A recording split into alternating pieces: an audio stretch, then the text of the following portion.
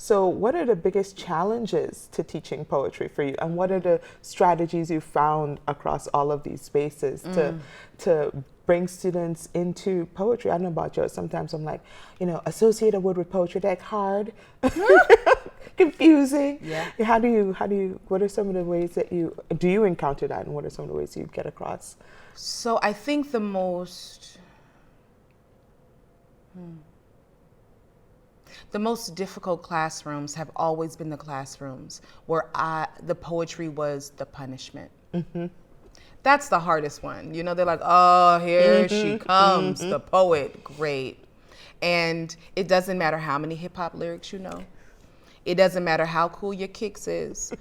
If it's a punishment, you're treated as such. So that is the hardest space, I think, to try and introduce poetry to young people. And I've taught everywhere from senior citizen homes to group homes for teenage pregnant mothers to alternative prison programs to prison to middle school, kindergarten. And the one thing I realized is poetry is most magical when there is no judgment attached. So the reason why they don't want to is because of the same reason that I stopped. Someone told them somewhere in their lifetime that what they were doing wasn't enough. So if I come and say, all bets are off, there is no judgment here, I usually say the only bad poem you can write is the one with the blank page. Don't give me no blank page. I'm not sitting up here for 20 minutes having a discussion. We're not doing that. Right. I'm not here to lecture you. Right. I'm here to grow with you. And if you don't see that as an opportunity to grow together, cool beans, but that's the whackness, right? I think you are amazing. Whatever you do, whatever you write, we will make it a poem. We will find the poetry in it. But if you give me a blank page, you didn't even try. Right. And so that's when it's bad for me.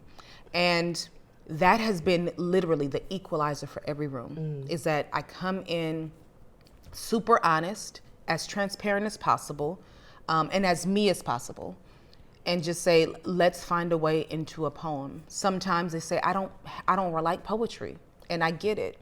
So I ask, well, have you ever written a Facebook status, a Twitter, a tweet, a love letter? Have you written a song? Oh, you don't like songs? Sure. Did you write an angry email? Pull that out. Right. And that's when they realize, because it's just language, right? The poetry is the language. And we can find the moments in the language where poetry can exist. And we can extrapolate that and flesh it out and see what grows.